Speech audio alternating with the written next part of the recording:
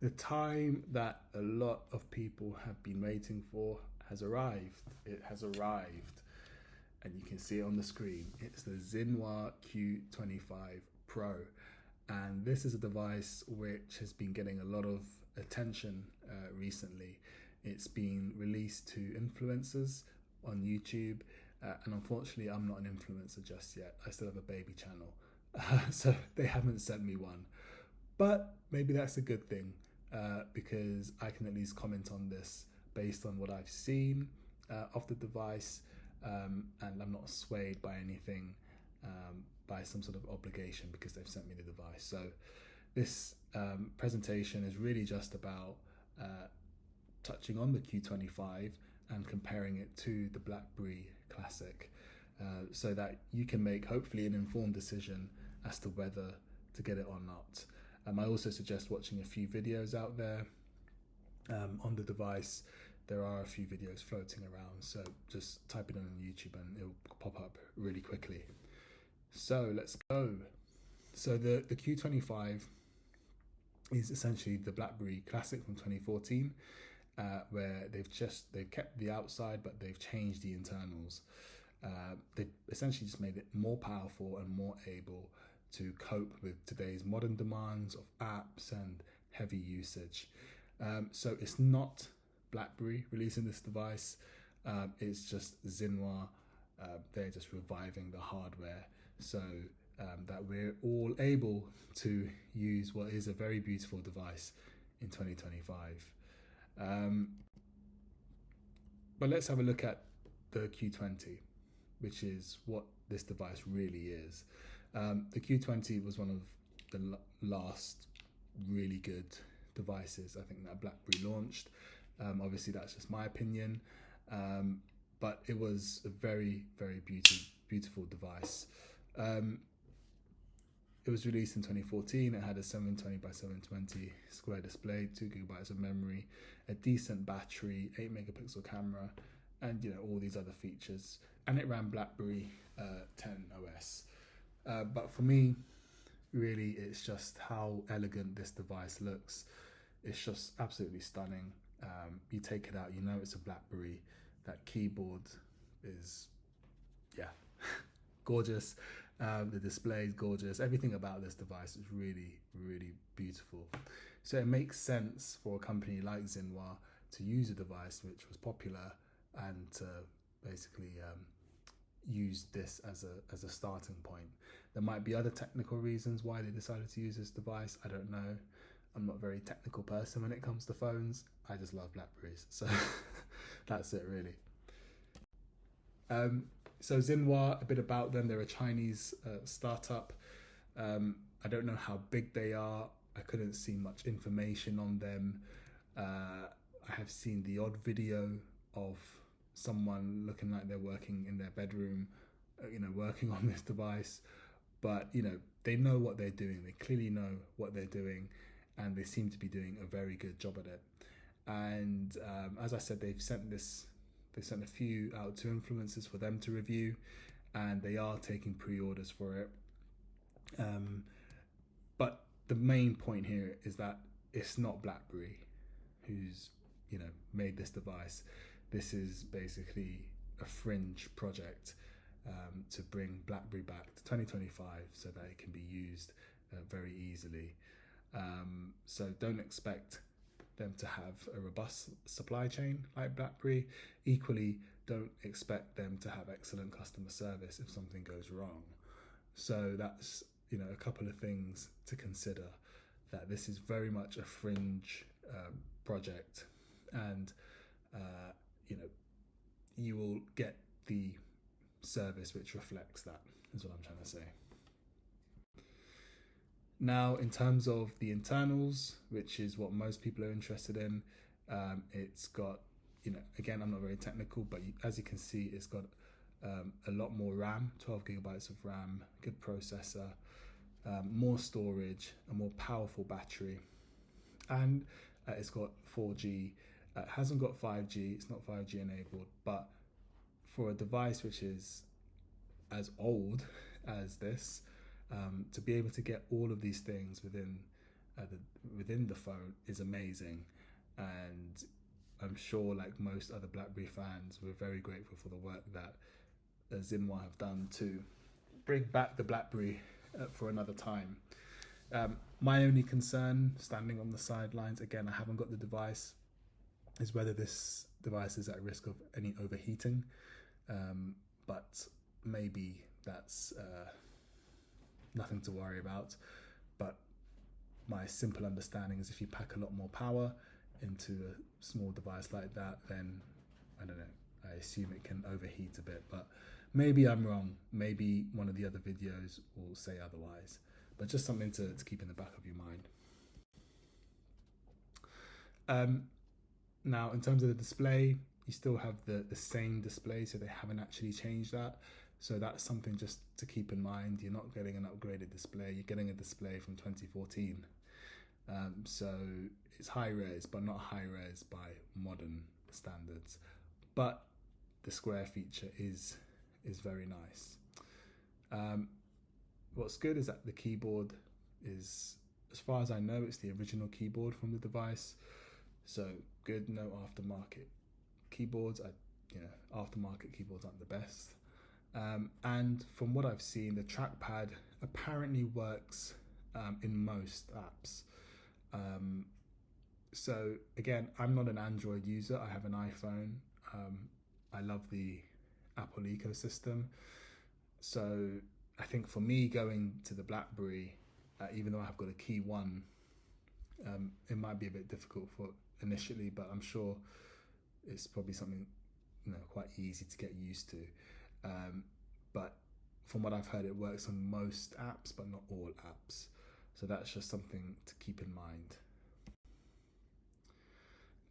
In terms of the camera, it's got a more powerful camera, so it's got a 50 megapixel rear camera and an 8 megapixel front camera. But what I've heard is that the camera quality is okay. It's not great, but it's okay. But at the same time, BlackBerries, from my memory, were never known for having very good quality images. So I think if this is a device that you're relying on the camera to be fantastic, I think you're probably better off getting another device. But it's got a good camera, better than what the Classic had. So, that's a good thing. This is probably the most important point about the BlackBerry I keep saying BlackBerry Q25, the Zinwa Q25. I don't know what people are going to call it, but essentially the Q25, it ships with Android 14. And again, I don't know much about Android, but that's a big upgrade. On my Key 1, I have Android 8, I think it is. So we've come a long way. So this should be able to run all apps, bar the trackpad, maybe being an issue in a few of them. So that's a good thing. You should be able to run most apps. The only thing which I don't know at the moment, and maybe someone can comment on further, is whether they're going to support further updates. And I think, again, this is a risk with fringe developers, fringe things like this, is that there's no real guarantee that they're going to keep upgrading, or that you're able to upgrade the Android version, which might present a security risk, especially if you're using this for sensitive work. But for me, I'd be quite happy with this, to be honest.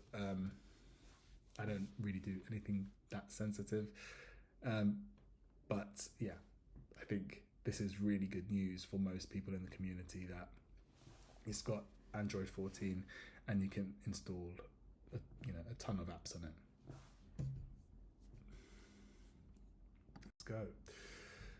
Right, so I guess in terms of the improvements, obviously the Q25 is, whoops, that's my phone. Hang on. Sorry about that. That was my phone ringing. So yeah, the Q25 is obviously more powerful, better connectivity and usability.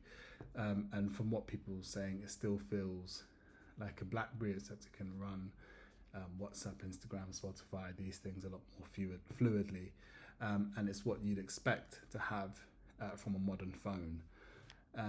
So really, that's the main advantage of this phone. Here's where you probably need to be a bit cautious. Obviously, the screen is old, so if it's from 2014, that screen is over 10 years old, so it might get issues. There are some bugs that I've heard of, but again, I think they'll probably do their best to remove these bugs.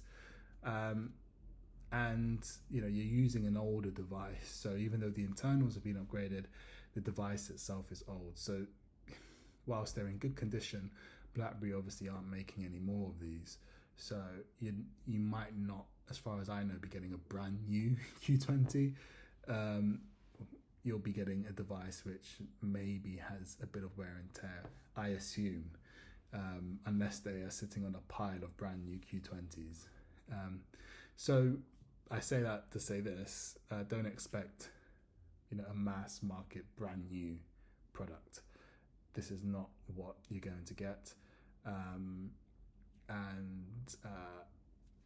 there's going to be limited production as well. Hence the cost. I guess this is going to be the kicker for a lot of people. Is the price. It ain't cheap. It's about $400. I didn't see the DIY board kit when I had a look last time, but I have seen it before. Oops, sorry, that's my dog. A lot of interruptions today, sorry. So yeah, that's actually my friend's dog, but yeah. So it is expensive, and I'm weighing up at the moment whether to get a new phone, because I've got the iPhone 15. I'm thinking, should I get the iPhone 17 or should I get this? Obviously, it's nowhere near as expensive as the iPhone 17, but it's still limited compared to what I can do on my iPhone. And because my iPhone is a daily driver for my work and for my personal life, I am a bit reluctant to spend $400 on a device, which, even though it's been upgraded, is still very old, and it's not going to have the level of fluidity as an iPhone. But that's something which I need to have a think about. It's something which you should definitely have a think about. It's not cheap. It's not cheap. But saying that, I don't think it's expensive either. So yeah. As you can see here, shipping starts September 2025. I made this slide deck a few days ago, so I'm already late. So I don't know if they've started shipping, rolling out to the public. So that's just something to double check. So who is it for? I don't think it's for everyone. Again, for most people will not want this phone. Most people will not be interested in this phone. I think whilst I would love it, I don't think it's something which I would use as my daily driver. But I might be wrong. Maybe if Zinwa send me one, I might change my mind. Hint, hint. But it's not going to be for most people. I think this is a device for people who are BlackBerry enthusiasts and who have money left over, who will buy this. This is not going to be the default device for most people. This is very much a passion project, and you should consider it as a passion project. It is not going to be, there's a problem with my phone, let me call Zinma. I don't think it's going to be that. So it's definitely not for mainstream users. It's more for us BlackBerry enthusiasts. So again, this is something which you just want to have a look at. Again, it's what to look out for. Apps which are scaling. You need to maybe watch a few videos on how different apps load onto the device. Have a look at videos to look at the keyboard and how responsive the trackpad is as well, battery life, camera quality, things like that. So I don't know what their return policy is, for example. So if you get the device and you're not happy with it, if you're not happy with these things, because I don't think this will work seamlessly in every single app. I might be wrong. But if you're not happy with these things, I don't know if you can return it. I don't know what the returns policy is. So my recommendation really is to go and watch a video which shows you how the apps load on the devices, people typing, using the trackpad, different things like that, so that you can make a more informed decision. Equally, having a look at if there is a refund policy for this device. I don't think there is, to be honest, but maybe Zinwa can comment and say if there is. So I think it's a beautiful project that they've done, and I would be very much up for getting one. My only reservation, as I said, is that I'm at the stage where I do need a new phone, but it's weighing up whether it's worth getting this instead of a latest iPhone. And I do have some reservations about that, but if I take that away, if I didn't have an urge to use my iPhone as much as I do think, even though it's not a mainstream device, I think it's something which can be used by most people for basic things. I don't think it's going to bring you much joy in terms of the camera, in terms of the quality. I don't think it's going to give you as much reliability as a purpose-built device, but it will definitely be a good device to use. But you should expect for some glitches to be there. You should expect for a lack of sort of customer service compared to the bigger brands. So I think as long as you keep those things in mind, this potentially could be a good device for a lot of people, actually, who don't use things like the camera excessively, or who don't really care about a few glitches here and there, or who don't use a lot of apps. So it could be a device if you're that sort of person. So I hope this video was helpful. I know I haven't got the device, so I can only say so much, but hopefully that gives you a bit more insight into this project. Hopefully it gives you a bit more insight into what this phone is, what it does, what it's capable of. And as I said, I recommend to search for the Q25 on YouTube. There are plenty of videos, not plenty, but there are a few videos on it, and to really have a look at a few of these videos before making the purchase. And yeah, hopefully that's been of help to you. If you like this video, and if it wasn't too boring, if you haven't fallen asleep, then I'd be grateful if you could like it, if you could subscribe, if you could leave a comment as well. I am planning to make another video. Sorry, someone's outside. I am planning to make another video about my Key One, showing people how my Key One works, various apps, because it seems to be such a popular device. So that will be coming soon. I have had 2 full starts with it. I've tried to make the video twice this week, but I've just been so busy and I haven't been able to rely on it, on the Key One, to get me through the busyness. But I promise I will make a video on the Key One. So thanks all for watching, and let me know if you have the Zinwa and how it is. Thanks all.